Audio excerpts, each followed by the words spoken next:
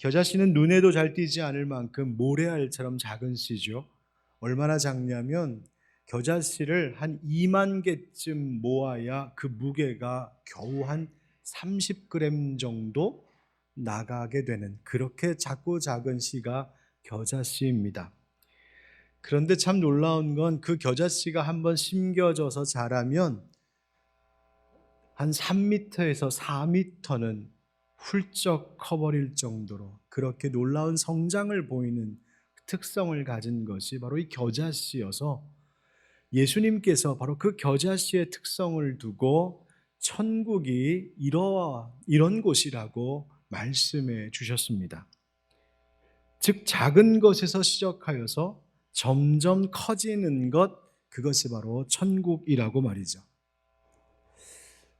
예수님의 시작도 그랬습니다. 예수님께서 이 땅에 오실 때에 수많은 천군 천사를 데리고 수많은 군중들을 몰고 등장하지 않으셨습니다. 예수님은 그저 갓 태어난 아기로 벌거벗은 몸으로 홀로 이 땅에 오셨습니다.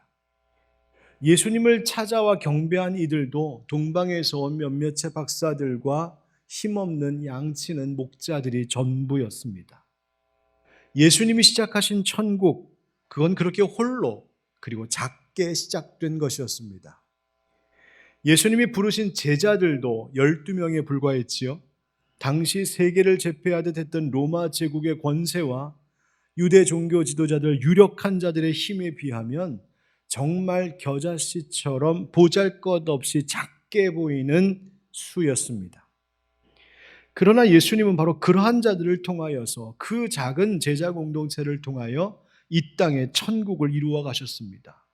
처음에는 작아 보이지만 점차 마침내 자라고 확장되어서 물이 바다 덮음같이 온 세상에 가득하게 될 천국의 미래를 예수님은 내다보시고 말씀하신 것이죠. 이 말씀을 우리의 가정에 적용하며 한번 생각해 보려고 합니다. 하나님의 꿈이 이 땅 가운데에 하나님 나라 이루어지는 것, 천국이 임하는 것이 하나님의 꿈이라면 먼저 바로 우리의 가정에도 그렇게 천국이 이루어지게 하실 바로 하나님의 꿈이 분명하기 때문입니다.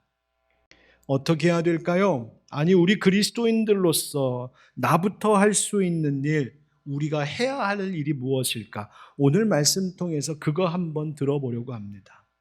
천국 같은 집을 꿈꾼다면 어떻게 해야 될까? 따라합시다. 생명 있는 씨앗이어야 합니다. 생명 있는 씨앗이어야 합니다. 32절 상반절에 예수님 말씀하시기를 이는 모든 씨보다 작은 것이로되 자란 후에는 풀보다 커서 나무가 되매. 아멘 말씀하십니다. 이 표현에서 강조되고 대조되는 것이 무엇이냐면 모든 씨보다 작다, 즉 가장 작다라는 말과 그 다음 자란 후에는 풀보다 커서 나무가 되었다, 이것은 가장 크게 되었다는 이야기입니다. 그러니까 가장 작음으로부터 출발해서 가장 큰 것으로 성장하고 자랐다, 예수님 이것을 보고 천국이다라고 말씀하시는 거예요. 여러분, 어떤 사람들은 처음에 작은 모습, 현재의 작음만 보고 실망하거나 무시합니다. 그래서 아휴, 나는 안 돼, 너는 그래서 안 돼, 우리 부부는 이래서 안 돼, 우리 자식들은 이래서 안 돼, 우리 엄마 아빠는 저래서 안 돼, 우리 집, 우리 가족은 이래서 안 돼.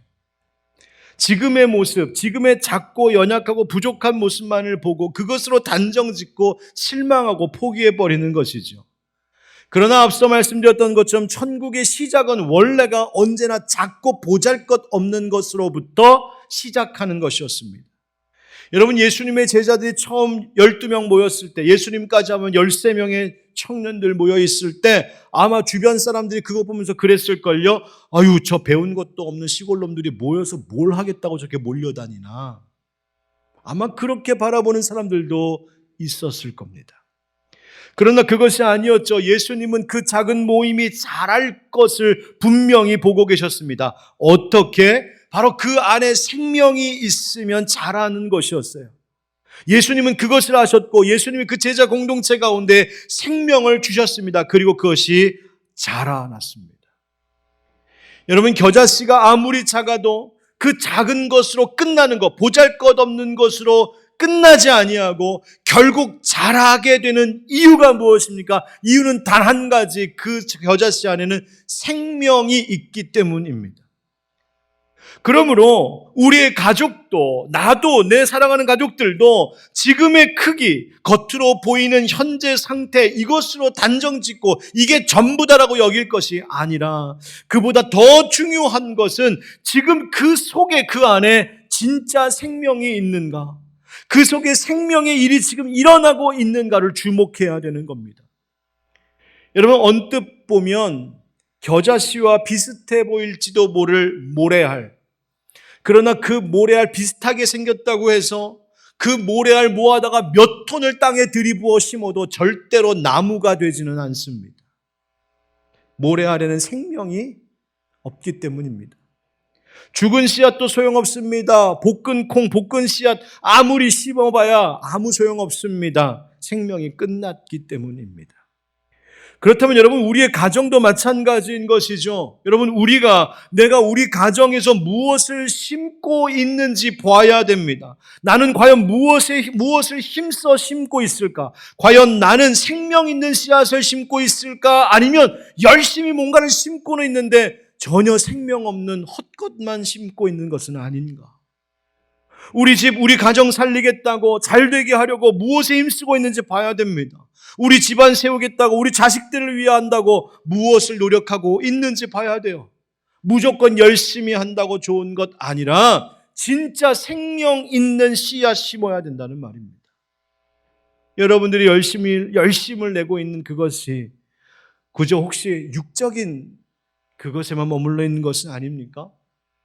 열심히 심고 있는데 그저 세속적인 것에만 힘쓰며 살고 있는 것은 아닌가요? 여러분, 그것으로 과연 가정이 천국 될까요? 열심히 일하고 열심히 돈 벌고 애들 열심히 공부시키고 그러면 가정이 천국 되는 겁니까? 여러분, 그런 일들이 나쁘다고 드리는 말씀이 아닙니다. 필요한 일이고 자기에게 주어진 목책임을 다해야겠지요. 그러나 가정이 천국 되는 원리는 거기에 있지 않다는 말입니다. 중요한 것은 우리의 가정에 진짜 생명 있는 씨앗이 심겨져 가고 있느냐는 것입니다. 진짜 생명이 무엇일까요? 요한복음 11장 25절 말씀에 예수께서 이르시되 나는 부활이요 생명이니 나를 믿는 자는 죽어도 살겠고. 예수님 생명이라고 하셨습니다. 그 생명은 얼마나 놀라운 생명인지 죽어도 살리는 부활의 생명이라고 말씀하십니다. 여러분, 우리 집에 예수가 계신지 보셔야 합니다. 사랑하는 아내에게, 사랑하는 남편에게, 내 자녀들에게 과연 예수 생명의 씨앗이 심겨져 있는지 보셔야 됩니다. 그들에게 예수 생명의 씨앗을 심기 위해 나는 지난 한 해 동안 무엇을 노력해 왔는지 생각해 보셔야 됩니다. 그저 우리 가족들이 겉모양만 교회 다니는 기독교 종교인 아닙니까? 진짜 우리 한 식구 한 영혼 가운데 부활하신 예수님의 생명이 들어 있습니까? 여러분, 그 생명 심으셔야 됩니다. 그 씨앗이 자랄 수 있도록 돌보셔야 합니다. 목사님, 그래도 우리 애들, 우리 가족들 교회 잘 나와요. 여러분, 그것만 가지고 되지 않는단 말입니다. 우리의 가족과 자녀들이 처해 있는 세상이 그저 교회 들락날락거리면서 교회 출석 도장 찍는다고 그것으로 버틸 수 있는 세상이 아니란 말입니다. 끝없는 영적인 유혹과 도전과 시험이 있는 것이 바로 우리가 처한 환경입니다. 그러니 가족들이 반석같이 굳건한 믿음, 흔들리지 않는 믿음 가질 수 있도록 그 속에 진짜 생명이신 예수가 들어있어야 된다는 말입니다. 갈라디아서 6장 말씀, 우리 7절 8절 한번 같이 읽어보실까요? 시작. 스스로 속이지 말라. 하나님은 업신여김을 받지 아니하시나니 사람이 무엇으로 심든지 그대로 거두리라. 자기의 육체를 위하여 심는 자는 육체로부터 썩어질 것을 거두고 성령을 위하여 심는 자는 성령으로부터 영생을 거두리라. 아멘. 사람이 무엇이든지 심는 것 그대로 거둔다 말씀하십니다. 하나님 속일 생각하지 말라는 것이죠. 여러분, 오늘 말씀대로 우리의 가정에 이것을 적용하자면 우리의 가족들이 뭔가 열심히 하는데 그것이 온통 육체를 위한 것뿐이면 결국 썩어 없어질 것만 거두게 될 것이요. 비록 작고 보잘것없는 씨앗 같지만 그러나 예수 생명이 있는 하나님 기뻐하시는 신령한 씨앗 심으면 거기서 영원한 생명을 얻는 영생을 얻어 그 가정이 천국 되게 될 줄 믿는다. 바울이 지금 그거 외치고 있는 이야기입니다. 사랑하는 성도 여러분, 그렇다면 내가 열심히 하는 것, 그보다 앞서 해야 될 것은 내가 지금 손에 쥐고 있는 그 씨 주머니가 어떤 씨앗을 담고 있는 것인지 살펴봐야 됩니다. 과연 생명이 있는 씨앗을 심고 있는 건지, 그냥 겉보기에만 그럴싸해 보이는 그러나 생명 없는 죽은 헛된 씨앗 껍데기만 심고 있는 것은 아닌지 말입니다. 여러분, 천국 같은 집을 꿈꾸면서 그저 육적인 것, 세속적인 것만 위해 힘쓰며 산다면 우리의 가정에 진정한 천국의 역사를 기대하기란 어려워지는 겁니다. 두 번째, 천국 같은 가정 꿈꾼다면 어떻게 해야 될까요? 따라합시다. 심는 자가 있어야 합니다. 심는 자가 있어야 합니다. 집에서 저녁 식사를 마치고 나면 이렇게 배도 든든하고 기분 좋잖아요. 그런데 가끔 제 안사람의 이렇게 눈빛을 보면 어딘가를 응시하면서 근심 어린 눈빛으로 있을 때가 있습니다. 바로 싱크대 위에 쌓인 그릇들을 보는 거죠. 저희 집 식구가 많아서요, 한 끼 먹었는데 무슨 잔치집 식구 같습니다. 그릇 같습니다. 한가득 쌓여있는 그릇 보면서 저희 안사람이 저건 언제 다 설거지하지? 이런 눈빛으로 이렇게 보고 있으면 제가 어떻게 해야 될까요? 눈치 있게 여보 내가 할게 이래야 되는데, 문제는 저도 하기 싫어갖고 여보 냅둬 나중에 하자 막 꼬십니다. 그러면 당장 째려보면서 그러죠. 누가 할 건데 그러면. 그런 얘기 오고 가다 보면 깨달아지는 게 있어요. 그렇지, 우리 집 싱크대가 늘 깨끗했던 것은 누군가 설거지한 사람이 있기 때문이지. 우리 집이 깨끗하게 잘 정돈되어 있다면 가족들 모를 때, 보이지 않을 때 늘 청소하는 그 어떤 손길이 있었기 때문이지. 우리 교회가 깨끗하게 유지되고 우리 교회의 모든 일들이 순조롭게 잘 돌아간다면 분명 누군가 어디서 보이지 않게 애쓰며 수고하는 손길이 있기 때문이지. 그 사람이 있으니 그렇게 되는 거지 깨닫게 됩니다.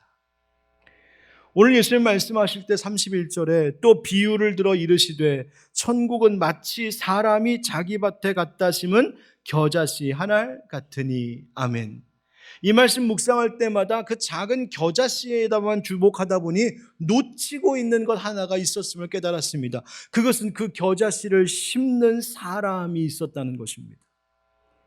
여러분, 천국의 역사는 씨만 있는다고 되는 것이 아닌가 봅니다. 아무리 좋은 씨앗들을 주머니 한가득 갖고 있다 할지라도 그것이 정작 땅에 심기지 않으면 소용이 없는 것이죠. 요한복음 12장 그 썩어지는 한 알의 밀알 비유에도 예수님 말씀하시기를 한 알의 밀이 땅에 떨어져 죽지 아니하며 한 알 그대로 있고, 결국 누군가가 그것을 땅에 심어야 그것이 싹이 나고 열매 맺는다는 것이죠. 천국 같은 집 되려면 누군가 그 생명의 씨앗, 그 예수 생명의 씨앗을 먼저 심는 사람이 있어야 합니다. 여기서 심다라고 하는 말은 이렇게 땅을 파서 씨앗 하나를 이렇게 넣어서 고이 덮는, 그렇게 심는 것을 말하는 것이 아니라 그냥 땅 넓은 밭에다가 막 흩뿌리듯 뿌리는 그 심는 것을 말하는 표현입니다.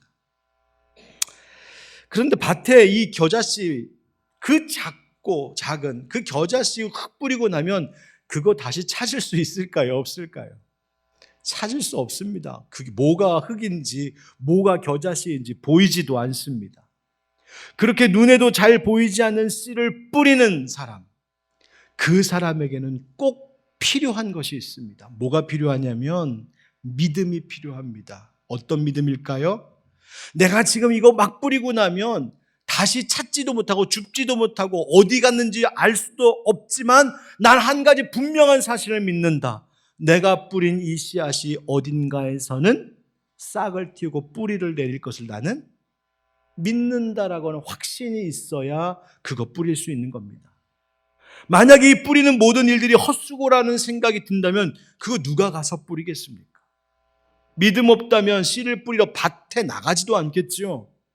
그러나 뿌리는 농부는 지금 당장은 보이지 않지만 이거 뿌리면 싹이 날 것을 믿고 기대하는 소망이 있기 때문에 그 수고를 마다하지 않고 가서 씨를 뿌리는 것입니다. 또 하나 씨 뿌리는 자에게 꼭 필요한 것은 무엇이냐면 그 씨를 뿌린 후에 따라야 하는 수고입니다. 뿌려놓고 돌보지 않으면 소용없습니다. 뿌렸으면 심었으면 그것이 잘 자랄 수 있도록 수고해야 되죠. 뜨거운 태양 아래에서 땀을 흘리는 수고가 필요하고 물이 마르면 물을 길어서라도 대야 되는 수고가 필요합니다. 싹이 타지 않게 뿌리가 타지 않게 그리고 새와 들짐승들이 해치지 않도록 지키는 수고도 때론 필요합니다. 가정도 그렇습니다. 가정도 심는 자가 필요합니다. 누군가 아침 일찍 뜨거운 태양이 뜨기 전에 일어나 믿음으로 뿌리는 수고를 아끼지 않는 자와 같은 그런 한 사람이 필요합니다. 누구보다 먼저 주님 앞에 엎드리는 가족 중에 한 사람이 필요합니다. 누구보다 가족들을 위해 더 기도하고 더 수고하고 한 번 더 헌신하는 가족 그 한 사람이 필요합니다. 혹시 이런 것 묻고 싶으세요? 목사님 왜 그런데 나만 해야 돼요? 왜 나만 그렇게 해야 돼요? 만약 물으신다면 이렇게 말씀드리고 싶습니다. 바로 당신이 하나님께서 그 가정을 맡기신 하나님의 소망이시기 때문입니다. 하나님이 당신을 믿고 맡기신 것, 하나님이 당신께 소망을 두셨기 때문입니다. 하나님께서 당신에게 그 가정을, 그 남편을, 그 아내를, 그 자녀들을, 그 부모님을 당신에게 부탁하셨기 때문입니다. 여러분, 심는 자가 필요합니다. 적어도 우리 하늘빛 광석에 오늘 예배하는 여러분들이 그 심는 자가 되어주셔야 됩니다. 아니, 심는 자이면서 동시에 뿌려지는 씨앗이 되셔야 됩니다. 예수님께서는 우리에게 그 생명의 씨앗을 뿌리시는 분임과 동시에 그분 자체가 죽어 썩어지는 씨앗이 되어주셨습니다. 요한복음 12장 24절 다 같이 시작. 내가 진실로 진실로 너에게 이르노니 한 알의 밀이 땅에 떨어져 죽지 아니하면 한 알 그대로 있고 죽으면 많은 열매를 맺느니라. 아멘. 사랑하는 성도 여러분, 여러분의 눈물과 기도, 헌신, 섬김 하나님이 결코 잊지 않으시고 먼저 심는 자, 먼저 섬기는 자를 통하여 그 가정 천국 되게 하시는 은혜 베풀어 주실 줄 믿습니다. 아멘. 마지막으로 따라합니다. 기다림이 있어야 합니다. 기다림이 있어야 합니다. 모든 씨보다 작은 겨자씨가 풀보다 가장 큰 나무가 되는 것. 32절 말씀 보면 이는 모든 씨보다 작은 것이로되 자란 후에는 풀보다 커서 나무가 되매 공중의 새들이 와서 그 가지에 깃들이느니라. 아멘. 여러분, 이 작은 것이 풀보다 큰 나무가 되는 그 사이에 있는 구절이 무엇이냐면 자란 후에는 이라는 말입니다. 여러분, 갑자기 어느 날 아침 일어나니까 큰 나무로 둔갑해 있는 것이 아닙니다. 이 자란 후에라고 하는, 즉 성장하는 과정, 자라는 시간이 필요했습니다. 이 말씀 자란 후에는 이라는 구절 속에 얼만큼의 시간이 들어있을까요? 밭에 심는 농사는 그저 수개월, 이케야 1년의 기다림 정도이겠지만 인생의 농부, 가정의 농사는 그렇지가 않습니다. 더 많은 세월을 기다리고 또 기다려야 되는 것입니다. 자라는 것이 눈에 잘 보이지도 않습니다. 어제나 오늘이나 별로 차이가 없어 보입니다. 그러나 어느 날 문득 돌아보면 이만큼 쑥 자라 있는 것을 보게 되는 것이죠. 여러분, 집에서 화초를 키우시는 분들, 베란다나 텃밭이라도 씨를 심고 그렇게 재배해 보신 분들은 알 겁니다. 긴 기다림이 필요하지만 그것이 반드시 자라난다는 사실 말입니다. 여러분, 기다린다는 것은 그냥 넋놓고 시간만 때우는 것을 의미하지 않습니다. 그것은 많은 수고와 인내가 필요하죠. 어떠한 작물을 키울 때에도 그 작물만 자라는 것이 아니라 그 옆에 잡초들이 자라나면 그 제초 작업도 해야 되고요. 얼마나 많은 수고와 일들이 뒤따르는지. 병충해도 입지 않도록 해야 됩니다. 기다림이라고 하는 것은 본래 수고와 인내가 따르는 것입니다. 가정도 그렇지 않겠습니까? 여러분, 어쩌면 사람이 변하는 것, 그 사람들이 모인 가정이 변한다? 여러분, 이것은 쉬운 일 아니고요. 어느 날 갑자기 되는 일도 아닌 것 같습니다. 그러나 우리가 확신하는 것이 무엇이냐면 예수님이 찾아가신 삭개오의 집은 분명히 변했고, 예수님이 찾아가신 죽은 나사로의 장사 초상집은 잔치집으로 변했다는 그 놀라운 사실을 우리는 믿는 것입니다. 여러분, 예수님 모시고 사는 집, 예수 생명의 씨앗을 심는 집에는 반드시 성장과 열매가 있을 줄 믿습니다. 그러니 여러분, 기다리셔야 합니다.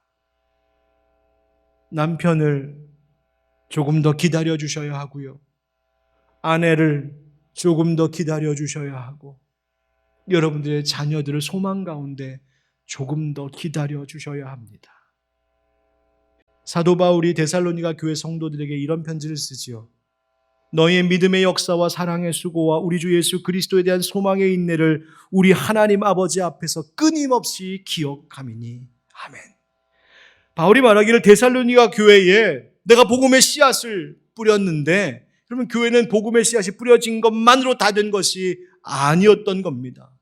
그 뿌려진 복음의 씨앗, 생명의 씨앗을 함께 믿음의 역사와 사랑의 수고와 소망의 인내로 돌보며 가꾸니 그것이 좋은 열매가 되는 것을 보았고, 그들의 그 많은 수고와 인내에 바울은 기뻐하며 감사했던 것이죠. 사랑하는 성도 여러분, 그러니 가정의 지금의 모습을 보고 쉽게 낙심하지 마십시오. 예수님 말씀하신 것처럼 공중의 새들이 깃드는 나무와 같이 되기까지 우리의 가정이 천국처럼 변화되고 성장하는 그 꿈 놓치지 않기를 주의 이름으로 축복합니다. 여러분, 나무가 되매 공중의 새들이 와서 그 가지에 깃들이느니라. 여러분, 이 모습을 한번 상상해 보십시오. 제가 이 말씀 묵상하다 깨달았습니다. 아무리 강한 새라도, 아무리 날개가 튼튼하고 건강이 좋은 새라도 어느 시점이 되면 반드시 땅에 내려와 앉아 쉴 수 있는 나무가 필요하겠구나. 알바트로스라고 하는 어마어마한 큰 새가 있거든요.